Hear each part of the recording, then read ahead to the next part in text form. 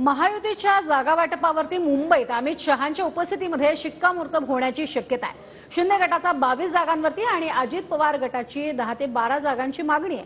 तसंच 10 जागांवरती महायुतीतल्याच 2 पक्षांचा दावा आहे। मात्र यावरती अमित शहांच्या उपस्थितीमध्ये आज आणि उद्याच्या बैठकीत तोडगा निघण्याची शक्यता आहे। पाहूयात।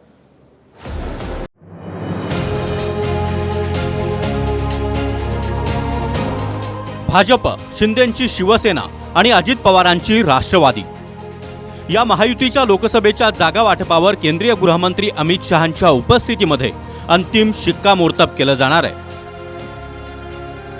म्हणजेच पुढच्या काही तासात तिढा सुटलेला असेल अशी शक्यता आहे। महाराष्ट्रात लोकसभेच्या 48 जागा आहेत। 2019 मध्ये भाजपनं युतीमध्ये 25 जागा लढून 23 जागा जिंकल्या होत्या। विद्यमान 23 जागांवर निरीक्षक नेमून भाजपनं या जागा सोडणार नाही असे संकेतच दिले। शिवसेनेनं 2019 मध्ये 22 जागा लढल्या आणि 18 जागा जिंकल्या। त्यापैकी शिवसेनेच्या फुटीनंतर शिंदेंसोबत 13 खासदार आले आणि 2019 प्रमाणेच 22 जागांची मागणी शिंदेंच्या शिवसेनेची आहे आणि अजित पवार गटानं देखील 10 ते 12 जागांची मागणी केली आहे। आम्ही आग्रह धरू, आम्ही आमची बाजू भक्कमपणानं मांडू, पण शेवटी आमचे हे 3 प्रमुख नेते जे आहेत, माननीय शिंदे साहेब, फडणवीस साहेब आणि माननीय दादा, हे तिघजण ज्या काही जागा ठरवतील आणि जे काही उमेदवार ठरवतील त्याप्रमाणे आम्ही सगळेजण हातात हात घालून माननीय मोदी साहेबांना पंतप्रधान करण्यासाठी महाराष्ट्रातून 45 खासदार विजय करण्यासाठी आम्ही हातात हात घालून काम करू।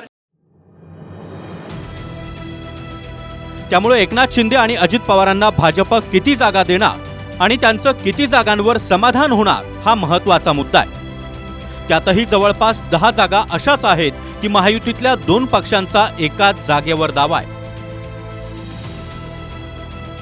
छत्रपती संभाजीनगर इथं शिंदेंची शिवसेना आणि भाजपनं दावा केलाय। शिंदे गटाकडून मंत्री संदीपान भुमरे तर भाजपकडून केंद्रीय अर्थ राज्यमंत्री भागवत कराड संभाव्य उमेदवार आहेत। अमरावतीमध्ये शिंदेंची शिवसेना आणि भाजपचा दावा आहे। शिवसेनेचे आनंदराव अडसूळ काहीही झालं तरी लढणारच असं म्हणताय, तर अपक्ष खासदार नवनीत राणा या भाजपच्या संभाव्य उमेदवार आहेत। रायगड इथं अजित पवारांची राष्ट्रवादी आणि भाजपचा देखील दावा आहे। दादांच्या गटाकडून सुनील तटकरे आणि भाजपकडून धैर्यशील पाटील हे संभाव्य उमेदवार आहेत। हातकणंगले इथं शिंदेंची शिवसेना आणि महायुतीचे घटक पक्ष असलेल्या रयत क्रांतीचे सदाभाऊ खोत देखील आग्रही आहेत। शिंदे गटाकडून विद्यमान खासदार धैर्यशील माने तर रयत क्रांती संघटनेकडून स्वतः सदाभाऊ खोत संभाव्य उमेदवार आहेत। रामटेक या ठिकाणी शिंदेंच्या शिवसेनेचा विद्यमान खासदार आहे, त्यामुळे स्वाभाविकपणे या मतदारसंघावर शिंदे गटाचा दावा आहे, तर भाजपने देखील इथं दावा केलेला आहे। शिंदे गटाकडून कृपाल तुमाने तर भाजपकडून माजी आमदार सुधीर पारवे यांचं नाव चर्चेत आहे। शिरूर अजित पवार गटाचं म्हणणं आहे की ही आमची जागा आहे, तर शिंदेंची शिवसेना देखील दावा सोडण्यास तयार नाही। विशेष म्हणजे इथं शिंदेंच्या शिवसेनेचे शिवाजीराव आढळराव पाटील आग्रही आहेत आणि तिकीट न मिळाल्यास अजित पवार गटाकडून देखील लढणार असं आढळराव पाटील म्हणाले। म्हणजेच एकाच उमेदवारावर दोघांचा दावा असं इथं चित्र आहे। मावळ शिंदेंच्या शिवसेनेचे श्रीरंग बारणे विद्यमान खासदार आहेत, मात्र अजित पवार गटाचा देखील इथं दावा आहे आणि पुन्हा बारणेंच्या उमेदवारीला विरोध केलाय। दादांच्या गटाकडून आमदार सुनील शेळके यांचं नाव चांगलं चर्चेत आहे। सातारा अजित पवार आणि भाजपने देखील दावा सांगितलाय। दादांच्या गटाकडून नितीन पाटील तर भाजपकडून उदयनराजे भोसले संभाव्य उमेदवार आहेत। रत्नागिरी आणि सिंधुदुर्ग शिंदेंच्या शिवसेनेचे किरण सामंत आणि भाजपकडून नारायण राणे हे संभाव्य उमेदवार आहेत। माढ्यात देखील भाजप आणि अजित पवारांच्या राष्ट्रवादीचा दावा आहे। भाजपकडून रणजितसिंह नाईक निंबाळकर आणि दादांच्या गटाकडून रामराजे निंबाळकर यांच्या उमेदवारीची चांगली चर्चा रंगली आहे। आता 3 पक्ष आम्ही सोबत आहोत।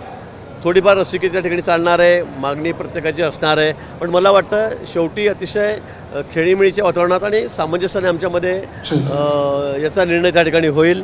इथे तिन्ही आमचे नेते आहेत, माननीय एकनाथजी शिंदे साहेब आहेत, देवेंद्रजी आहेत, अजितदादा आहेत, ते या संदर्भामध्ये बोलत आहेत आणि काही जर कुठे टाय राहिला तर मला असं वाटतं की आमचं केंद्रीय नेतृत्व आहे, त्यांच्याकडे जाऊन हा विषय सगळा संपेल आणि तो अतिशय सामंजस्याने होईल। यात कुठेही ताणतणाव राहणार नाही, पण निवडून येणं हा आमचा क्रायटेरिया आहे. निवडून कोणत्या जागा येणार आहेत याला जास्त महत्त्व आहे.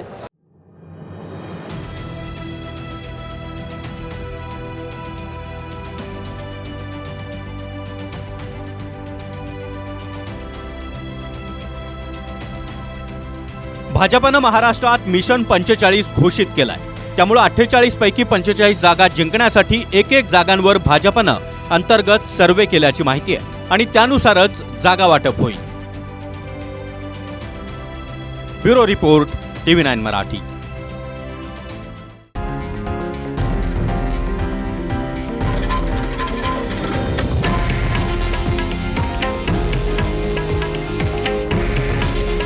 हे आहे देशातील नंबर 1 न्यूज नेटवर्क आणि आपण पाहत आहात TV9 मराठी. काळजी तुमची, हित महाराष्ट्राचं.